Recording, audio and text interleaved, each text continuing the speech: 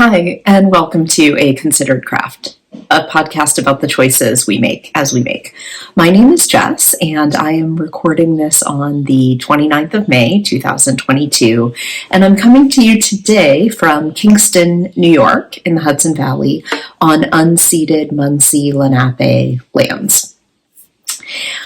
Hi, it's been a little while. I think it's been 6 or 7 weeks since I've recorded a video, so thanks for your patience if you're a returning viewer, and hi if you're new. This is a place where I talk mostly about knitting. Also, I travel quite a bit, and so I like to pop that kind of stuff in here as well.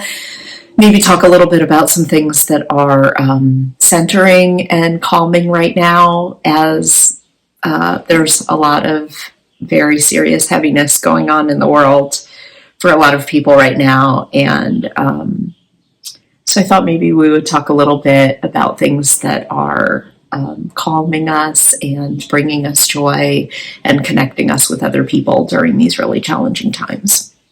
So I'll talk a little bit about that as we go along, and also I'll save life updates for the end of the video. So if you want to see some of my travel and other like life update things, stick around till the end and we'll talk about that. Also, because it has been so long since I've recorded an episode, I have 7 finished objects. Yikes! And 3 works in progress. And I actually, unusual for me, but I have some acquisitions, a fair number of acquisitions, actually. And so I think what I'm going to do is I'm going to start recording and just keep my eye on the time. And I might end up breaking this video into pieces so that it is a reasonable amount of time to invite people in to talk and listen and think about knitting for a little while. I'm also going to talk just a little bit in this episode about my ongoing long-term sock experiment, where I'm testing out the durability of different yarns. And there was a lot that went on in the last 6 weeks. I also got to participate in a shearing day at a local farm. I went to a fiber festival. I went to New York City and had a little yarny fun. And I've also been trying to knit. Work's been incredibly busy. I moved. We've got just a ton going on, but knitting always helps center me, as maybe it does for you too. So there's quite a bit to talk about. So why don't we just dive right into that? So I don't think I'm going to go in chronological order, which is I'm a very logic-driven person, and so I would really like to work on things in chronological order, but I guess this is kind of chronological order, even though this is not the most, the oldest thing that I finished. It is the oldest thing that I started. So let's start with what I'm wearing. This is the Thripe Muir sweater by Isolde Teague, and the pattern is written as a pullover sweater that I have converted into a cardigan by adding a bridge of stitches and then steeking it. And I say this is my oldest of the ones that I'm going to talk about. I'm going to pull this up right now. This actually is a pattern that I started on December 25th, 2020. Which for me is a really long time. I don't think that's a terribly long period of time for someone to work on a sweater. I know a lot of people really like to have different projects going on. So that's not that long ago. But for me personally, I tend to have 2 or 3 projects going at once and I complete them. And so for me, this feels like a really long time. So I started it in December of 2020. And I started it with a yarn from my friend Jill Draper. This was a new yarn at the time. It's called Ellsworth, and Ellsworth is a single ply lace weight Dorset yarn. It is, I'm looking here, it is 880 yards for 113 grams, and it comes on these sweet little cones. So I'll see if you can sort of see if I can show you this. So it's woolen spun. This is a woolen spun yarn, which means that there is a tremendous amount of flexibility in terms of the gauge that you get. And I held this double. I've done some other projects with Ellsworth where I actually held it triple. And I've got a project in mind where I'm going to hold it singly. But for this project, I actually held it double.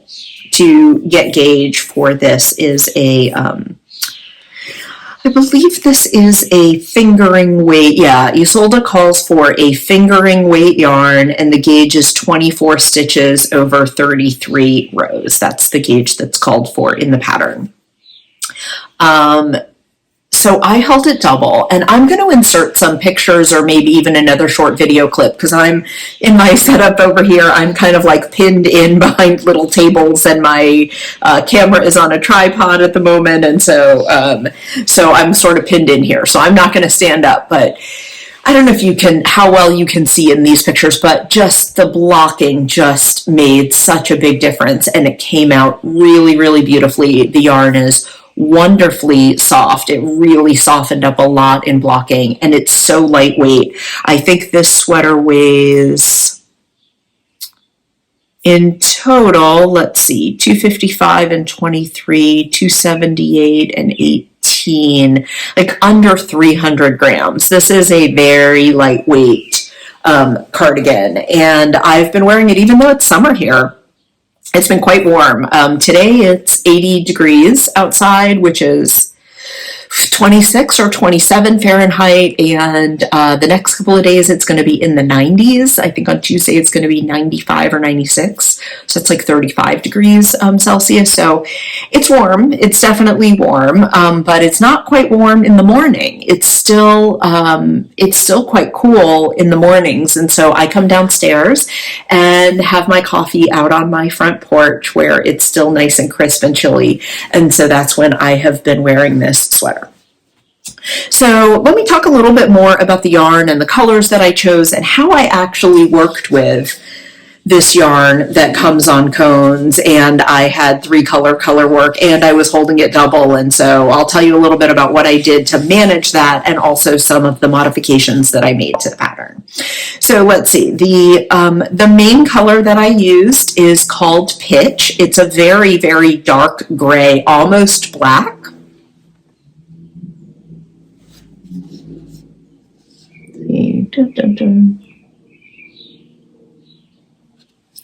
So dark gray, and then I also used this, the blue color, which you can see is just a little bit on the accent, is called Drury Veau, and the yellow color is called Golden Oyster Mushroom, which I just bought at the farmer's market a couple of hours ago. I bought some golden oyster mushrooms. So I really, when I put this color palette together, I knew that I wanted something where the yellow would really stand out from the gray. And I have also spent quite a bit of time in Sweden and in Scandinavia. Hey, svenska vänner. Hey. So I really, these are the colors of the Swedish flag, and there's a different meaning for me now with these also being close to the colors of the Ukrainian flag, and just really happy with the way the color work looks, the way the fit came out, as I already mentioned, how light it is. And Jill's yarn is just a joy to work with. So how did I work with this? Let's see. A little all over the place. Let me see if I can reach this little doohickey, or I'll put in a picture of it. I think I might have to put in a picture of it. Yeah, so I wasn't sure how I was going to make this work, to have these cones of yarn and be pulling from different cones of yarn. And so what we did is my partner took some scrap materials we had in our basement, and he took a piece of wood, a long, skinny piece of wood, just an extra piece of wood he had laying around in the basement, and he screwed in these really long screws, really long screws. So most of it was sticking up out, and he put 3 of them in this strip of wood, and then he put a piece of like leftover like plastic piping that we had used to build something for the garden. And then this sat right on top of that. And so these would sit on that thing that sticks up and they would spin. So I could have them on, on either side of me and have multiple cones on them. And he built me 2 of these, so I put them in a long row. So I had 6 of these cones, and I put, my 2 main color, my 2 next contrasting color, my 2 next one. And so I could pull from it. There was no twisting of balls there. I didn't have to wind off any yarn. It was really a wonderful solution, and I'm very appreciative for it. If I was working on a smaller project or a single color project, I would probably just wind up balls to work from, but for a color work project like this with multiple colors, I really appreciated having the doohickey, the gizmo. My friend told me there's a name for it in the spinning world, but or the weaving world, but I don't remember what she said. I think it was a woman's name. It's not a Lazy Susan that's in the kitchen. I can't remember what this spinning thing is called, but she said we basically designed something like that, and so I really found it helpful to use that. The modifications that I made to this, let's see, I cast on for a size 4 and did some. So I started. I added 7 stitches for the steek. So I did a purl, 2 knits, purl, 2 knits, purl. That's sort of my standard thing. I added 2 additional short rows at the neck.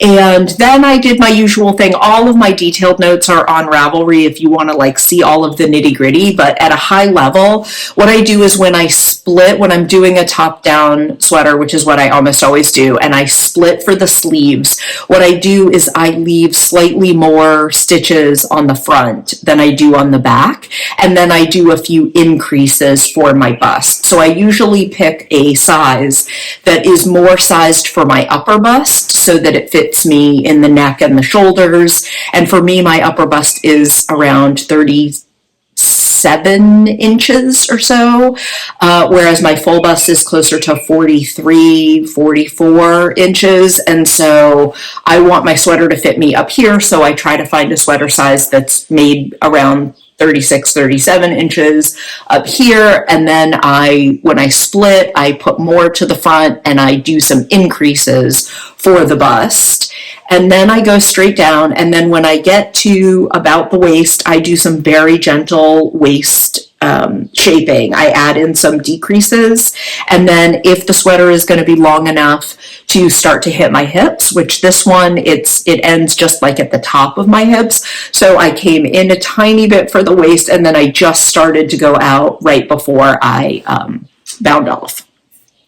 And then let's see, the order. I have a video actually I took on my phone that I'll insert about how I prepared for and did the steeking and sort of the order of things. So hopefully I can find it, and I'm going to insert that right here.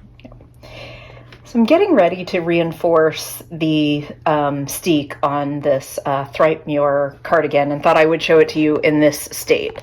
So this was a top-down cardigan. I have started at the neckline. I then knit the entire cardigan, and I included 7 stitches for the steek bridge. What I've done is come back and added on the collar, so you can see that the steek only goes to this point, and then the collar's been added on. And similarly, when you get to the bottom, you bind off the steek before you do the ribbing. So you do the ribbing back and forth, but everything else has been done in the round. So now the way I like to do this is I like to reinforce the steek using a sewing machine, but before I cut it, I then pick up and add the button bands. So the order for me is reinforce, pick up button bands, and then cut. And I thought I would just show you what this looks like before that happens. And also when it's in this state, it's a little easier maybe to see where I'm going to reinforce and where I'm going to cut. So if you look on the flip side, on the wrong side, you can see that I have put purl stitches. The 7 steek bridge is on the right side, it's a purl, 2 knits, a purl, 2 knits, and a purl. So here on the wrong side, you see that those purl stitches show up really well as knit stitches. And what that lets me do is it gives me this nice guideline of where I will sew. In these gullies, I will sew straight down, and then I will cut down the middle of this, what looks like a purl stitch here. So right in the middle of this, that's where I'm going to cut it open, and on either side, that's where I'm going to reinforce with the sewing machine. Yep. So that's what I did for the steeking. And then I actually did find buttons for this. I was on a work trip in New York City and met some friends, and we went to one of our old favorite yarn stores in our neighborhood called Downtown Yarns. Coming to you live from Downtown Yarns, a considered craft. And found some really wonderful buttons, but bad on me, we sort of stayed at the back of the store as we were looking at the buttons, and it turns out they were more of a dark brown, and when I got into more daylight, you could really see the difference between the dark brown and the dark gray. So I figure, you know what, I have plenty of time. I'm wearing the sweater, as I mentioned, just in the mornings while it's cool right now. I don't need to be buttoning it up. And as I'm out and about and in different places, I'm just going to keep my eye out for some fun, probably black or like dark metal buttons. The sweater is really light, and so I don't want to get super heavy buttons. Maybe also a ribbon or something on the inside to give it some extra weight to hold on to some metal buttons, because I do think those would look really nice, but I'll keep my eye out for the buttons. And yeah, that's my Thripe Muir. So finished object number 1 talked about. Let's see. Then I'm going to go a little bit back chronologically in time. And I'm going to talk about a few hats that I made, because I made these while I was traveling. Some of them I found, all of them actually, I think I found, all but one I found yarn while I was on the road. And I want to talk about these hats, even though it's the end of May or early June. I don't know when you might be watching this, because I think hats are a great project to make over the summer, because they are small and you don't have something laying on top of you. You don't have heavy, warm things that are on you. It's easy to take them on the go. I find myself out and about. We're out at picnics. We're out doing things. It's really easy to bring a hat with you. And I am somebody who likes to get ahead of things, and I tend to give gifts. Often I make hats for gifts. So I'm going to make a big plug for a hat making over the summer. And so I also don't think it's totally weird that I'm about to tell you about a bunch of hats, and it's summertime. But I'm going to start with one that my friend Ange has made, I think, multiple times, and she's talked about how much she's enjoyed making it. It's called Kollisjon. And it's by Tora Froseth Design, who I think is a Danish designer, if I have that correct. I'm pretty sure she's a Danish designer. I made another pattern of hers a really long time ago called Little Sister's Dress. I'll pop a picture in so that you can see it. It's super cute, and I should make that again for somebody for a gift. So I hadn't made another one of her patterns, but I made this hat, and this was yarn, let's see, if you have watched my podcast before, you might know that I spent the winter in Southern California, and my partner Matt and I took about a month to drive from New York to California, and then we spent 3 months in California, and then we spent about a month driving back. And so we stopped all along the way and really tried to make a little bit of an adventure out of the travel out there. And we stopped in, we took a very strange route. We went from New York actually down to Florida to see my family, and along the way we stopped in the Outer Banks of North Carolina. So we were a little off season going in November, but we really quite enjoyed it. And so I was in the Outer Banks. And interestingly, I think there were 3 yarn shops that were all within a few miles of each other on the Outer Banks. And so the yarn shop where I bought the yarn for this hat is called Yarn and More, and it's in Nags Head, North Carolina. And I'm just realizing I've not even shown you the hat yet. I'm sorry. I'm so distracted. I'm not well organized today. So this is the Kollisjon hat.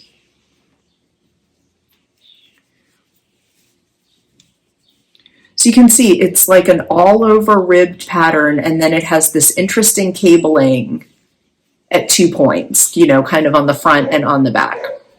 I had a little trouble with my row gauge, and so I had to sort of fudge things at the top with the cable pattern because I knew if I continued on that the hat was going to be really, really tall. So let's kind of show you. So you can wear it if you like a hat a little slouchier. There's a little bit of room at the top, but you could also, you know, kind of wear it more beanie-like. And you know, this is listed as a men's hat. I personally think that anybody could wear this hat who wanted to wear this hat, and I think it's really, really cute. And the fact that there's so much ribbing, I think also makes it really flexible in terms of the sizing. So if you're making it for somebody and you don't know exactly the circumference of their head, I love that there's this all over ribbing. The cabling did give me a little bit of trouble. I will be totally honest. I was having, I had to pay attention to it. I've done some cabling, but I'm not like an expert cable knitter. So I had to pay a little bit of attention, but it's definitely something that you can do. I didn't have to completely dedicate my full attention to it. I was able to do other things because in between the cabling, you also have a lot of this ribbing to do. So I quite enjoyed the pattern. I might make it again. And, the yarn that I used for this is by West Yorkshire Spinners, the Croft Shetland colors. So this is all Shetland wool.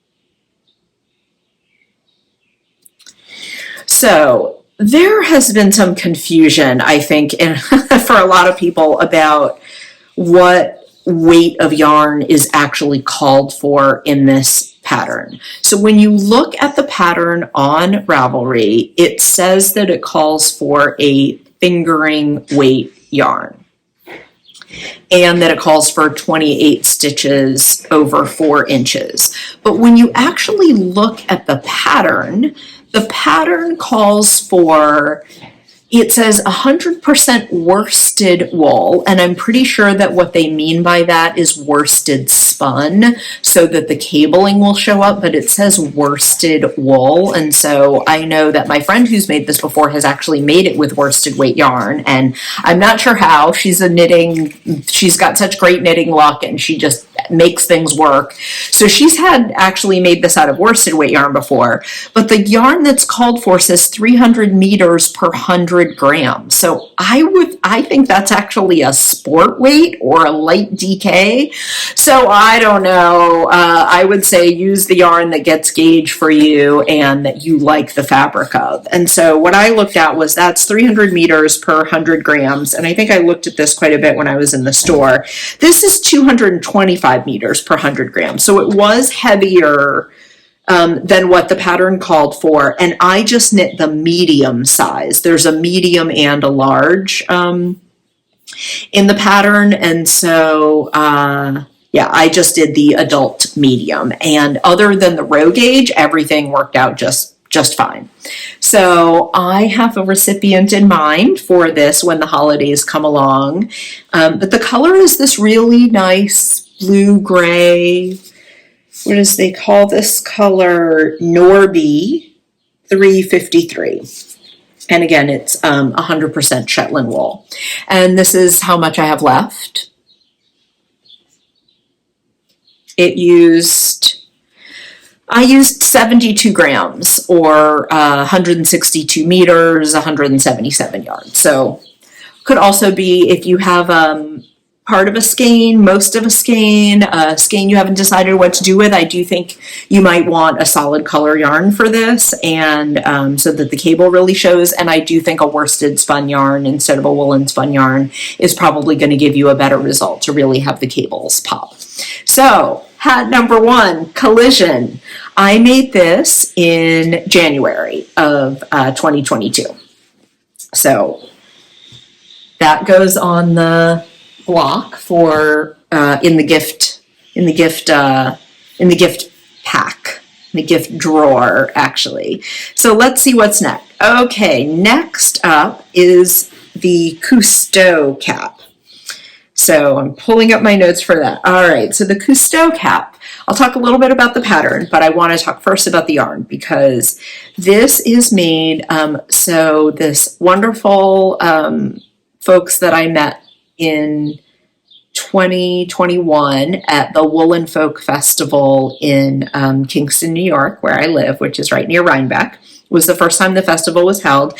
And I met Amanda, who is Prado, sorry, don't mean to be putting this over my mouth, Prado de Lana yarns. They have a small farm in the Berkshires, about an hour and 15 minutes from here.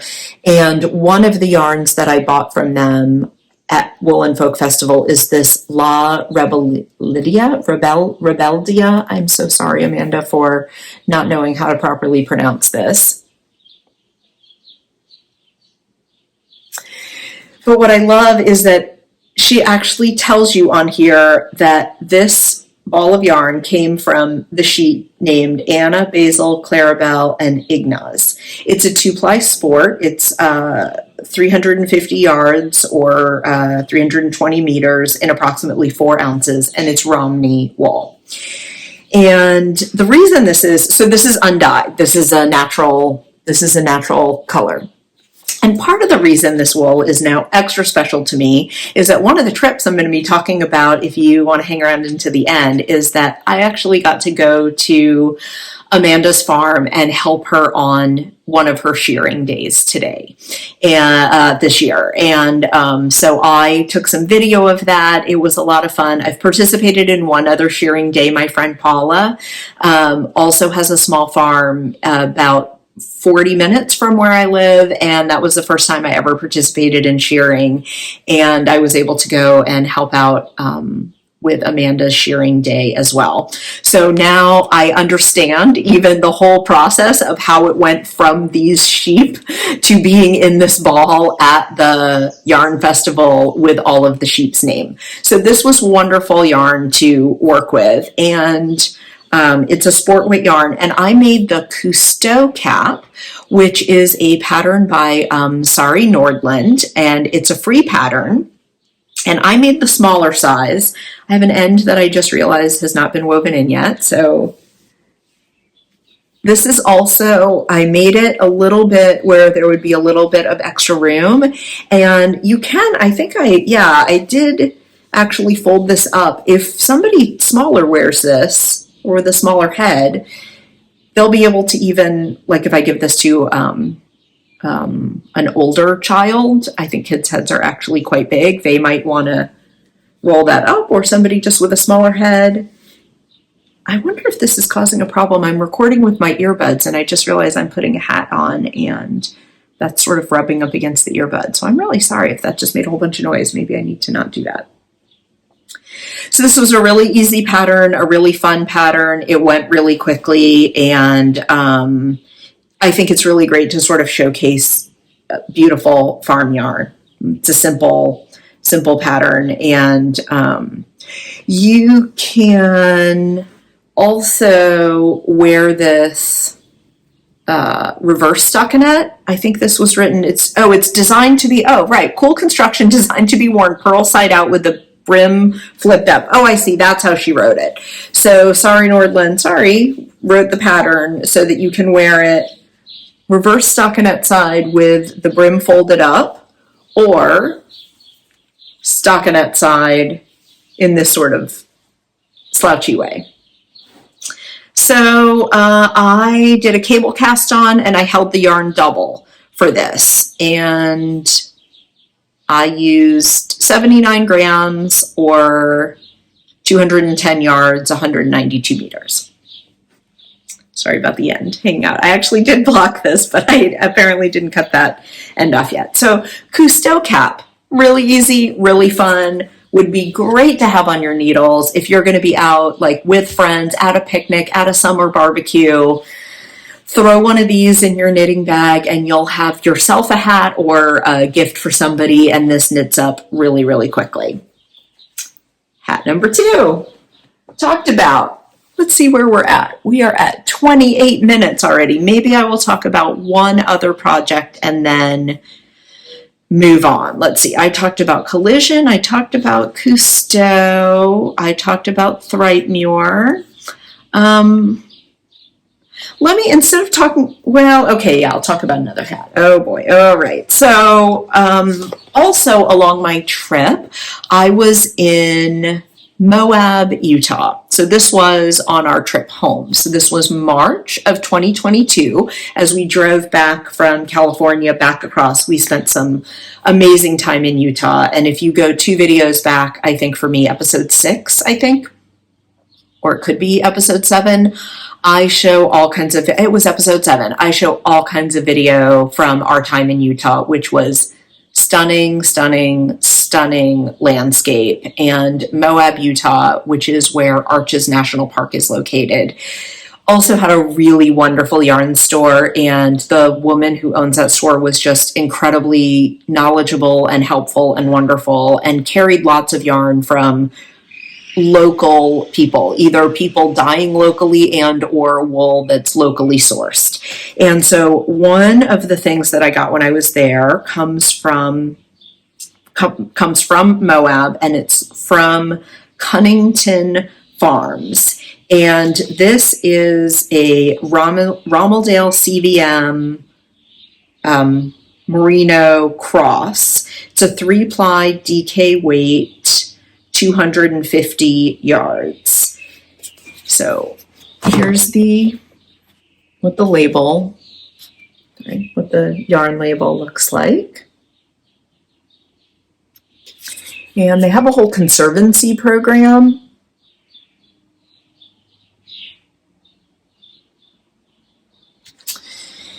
And this is undyed. It's really quite soft. It's a bit lighter in color than the yarn from Prado de Lana.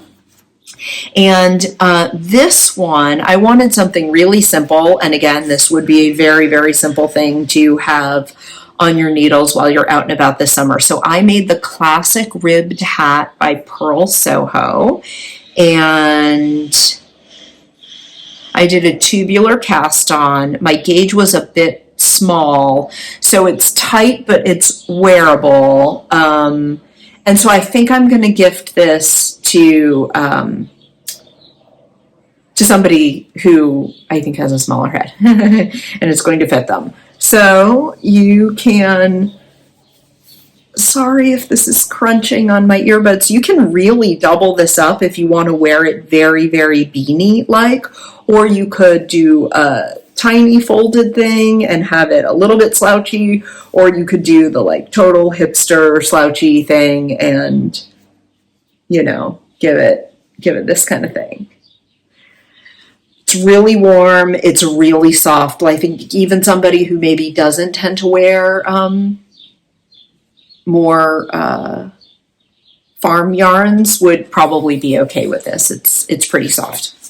So, and it was, again, you like pretty much don't even, it's just a classic 1x1 rib. So until you start doing the decreases, you're just doing rib all the way around. So that went really fast.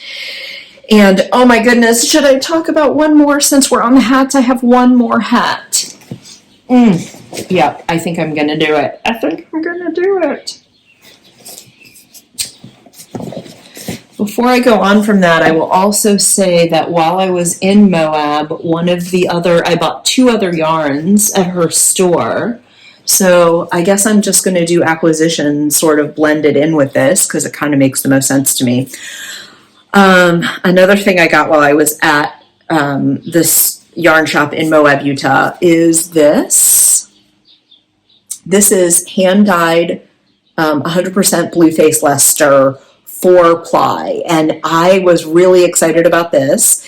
So this is, I've been doing this sort of long-term sock experiment where I am knitting up new socks that I had never worn before until I started this experiment. And I'm keeping track of all kinds of things about the material and varying the materials that I'm using. And then I'm tracking the wear and the wash and all kinds of stuff to see how different yarns actually hold up over time. And do I really need nylon? How much nylon? Is it more about the twist? Is it more about the plies? Do I need some sort of strengthener like mohair, but it doesn't necessarily have to be nylon? I don't know. So that's what I'm kind of experimenting with. And I had not had in my sock experiment so far, nor had I actually made before, socks out of 100% Blueface Leicester wool. And a number of people have said that the nature of this wool lends itself really well to socks and being really strong. So I'm quite excited about it. And this was hand dyed in Cortez, Colorado. The woman goes by Woolly Lizard. And if I remember correctly, the woman who owns the store told me that the woman who dyes this yarn was actually a national park ranger for her whole career, for quite a long career, and was dyeing yarn on the side. And she's now retired, and she now moved away from Moab to this Cortez, Colorado, which is still in the area, but not right in Moab. And now she has even more time for dyeing. But I really loved that.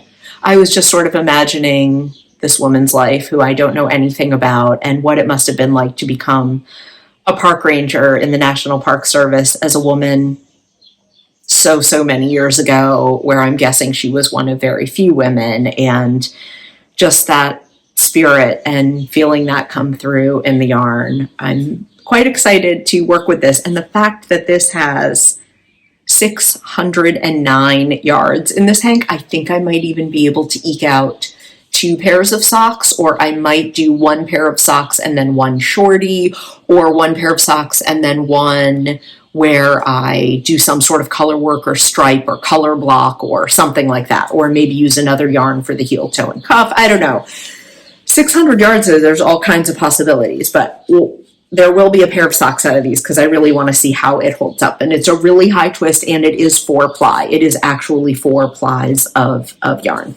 So that is an acquisition from the Moab, Utah location. And the only other thing I bought when I was in Moab, at the recommendation of the woman who owns the yarn shop, is this yarn by Sestari.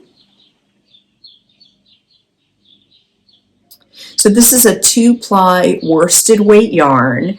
This is 100% wool, and it's made in Churchville, Virginia.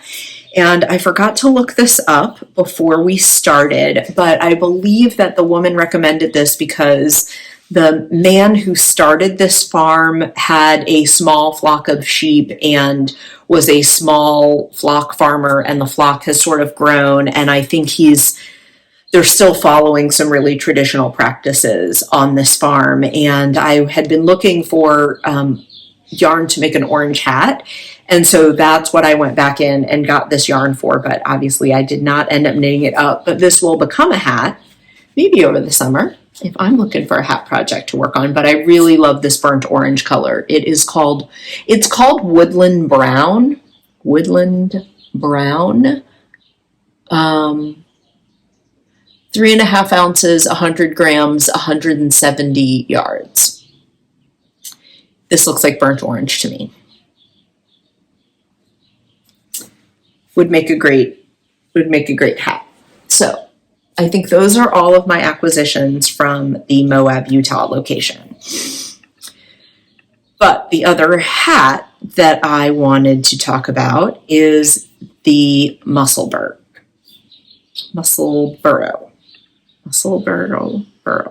like Edinburgh, Musselburgh. I think somebody said that was how to say it. So this is an Isolde teak pattern that you've probably seen all over the internet, all over YouTube, all over Ravelry. And it's really cool because this, again, would be a great project for any time, but over the summer. This is the hat.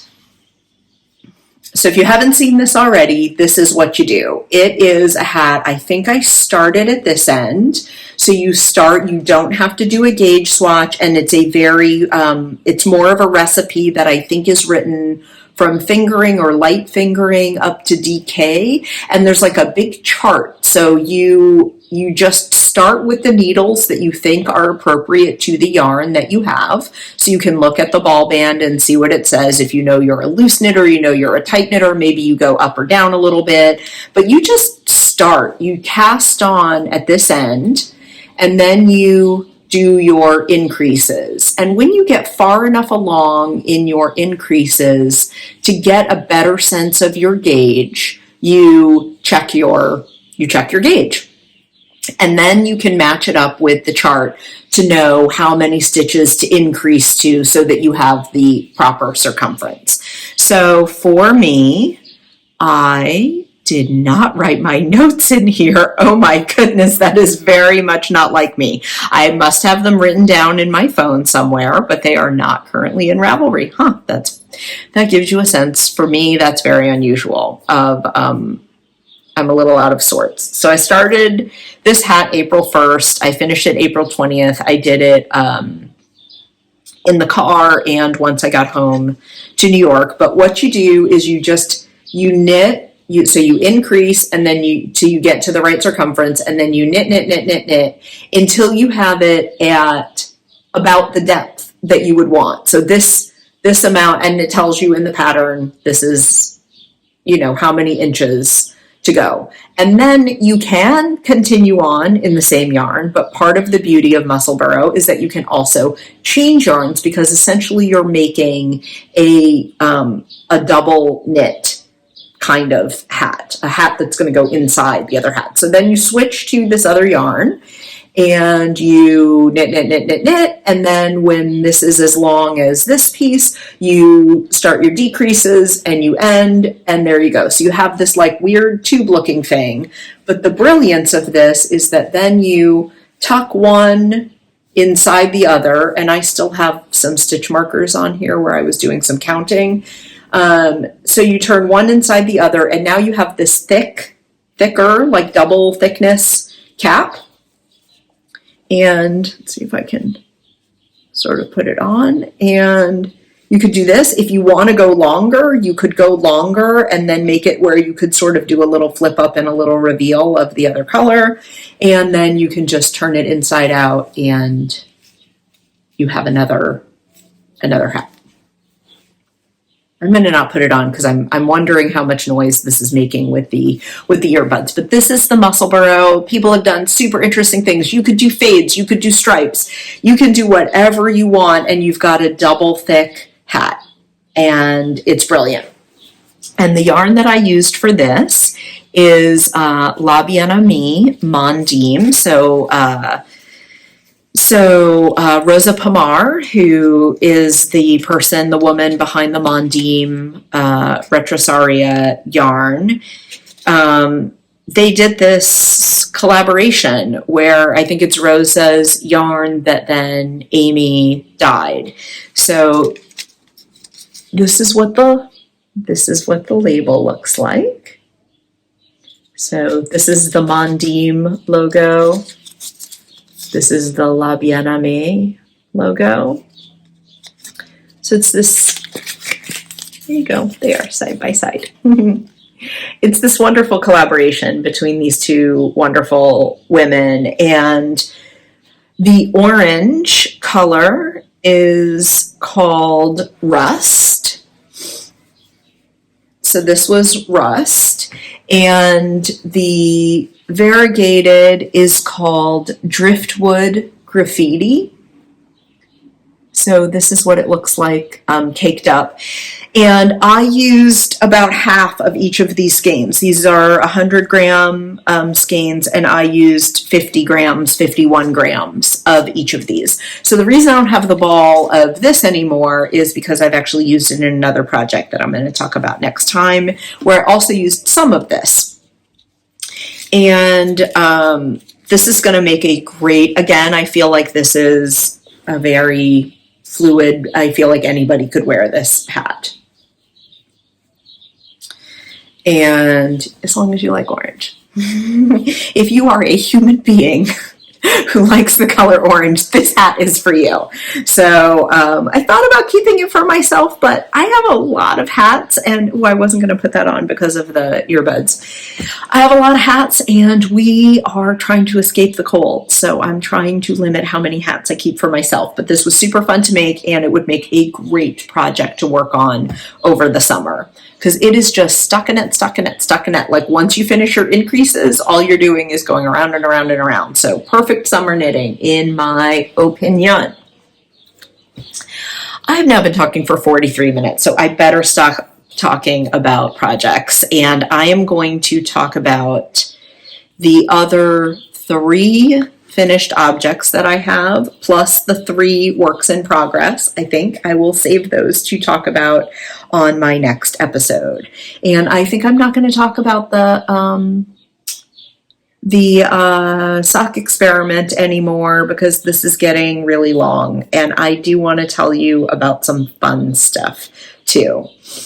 So I will finish talking about acquisitions. Oh, I forgot to say, this La Bien Amie yarn came from, again, our travels back across the country. We were in Austin, Texas for about a week, and I went to the wonderful Hill Country Weavers in Austin, which was just an unbelievably well-supplied yarn store with really gorgeous yarn. And I got some other yarn there that I'm going to wait and talk about next time.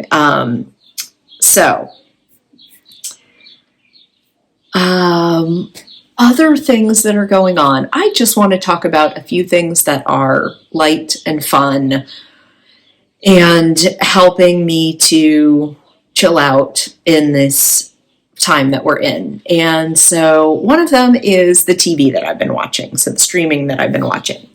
And I don't know how available all of these things are internationally, but I think we do a pretty good job in being able to find and stream shows from around the world. So hopefully if these sound interesting to you, you can find them if you want to.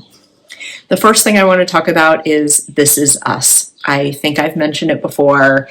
This is a family drama that takes place over the course of 30, 40-ish, maybe a little more years. And it's a beautiful love story in many ways and family drama. I think it's exceptionally well written. I think it's very well acted. I think they've dealt with real world things. They've dealt with them. They've not just glossed over them. They have dealt with them to some degree, and I found the show so enjoyable. This was the last season, and the final episode just aired. So I give no spoilers. I will just say it's an emotional show, and the next to last episode was incredibly emotional and moving and wonderful in the most wonderful way. So if you want a good cry, good ugly cry, watch This Is Us, and particularly the last season.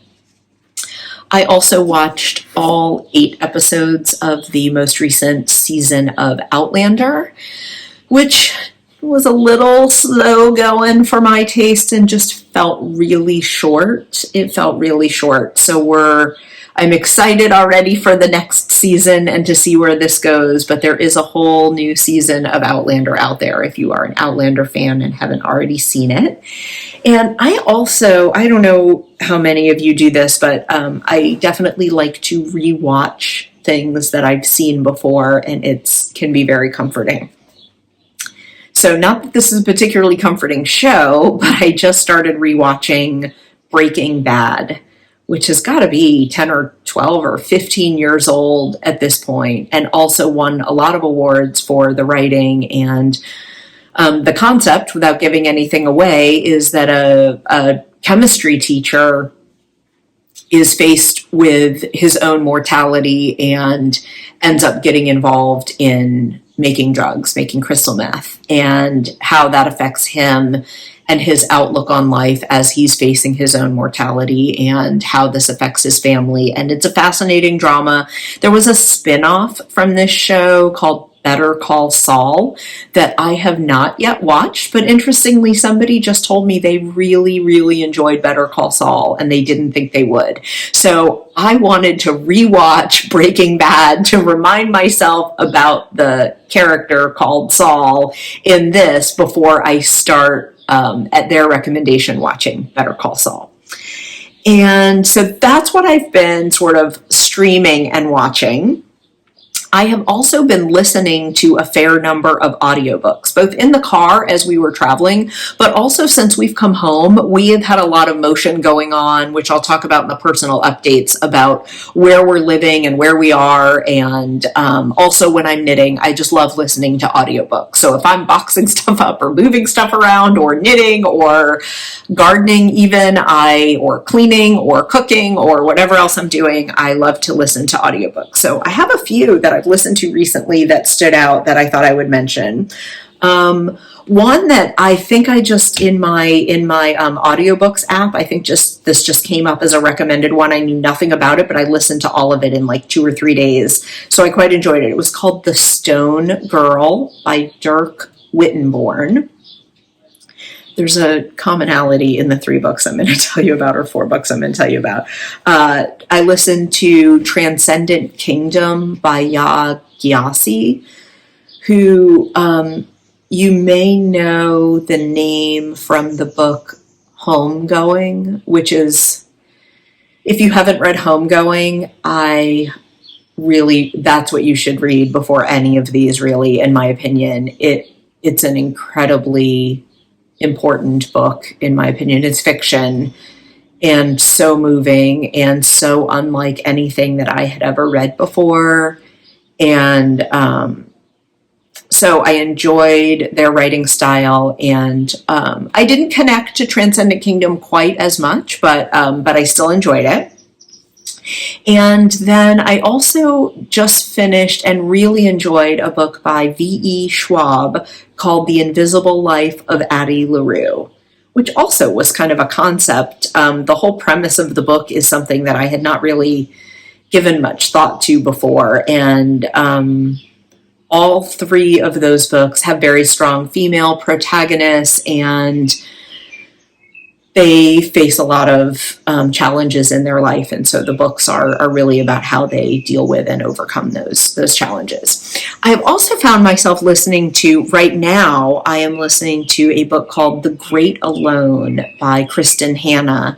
And I've listened to 2 other books by her in the last couple of months. The first one I listened to was called The Nightingale, and was so far my favorite. All of these are historical fiction, and she chooses time periods and sets her characters in those time periods, but weaves in a lot of information about what was going on. And so The Nightingale actually takes place in France during World War II.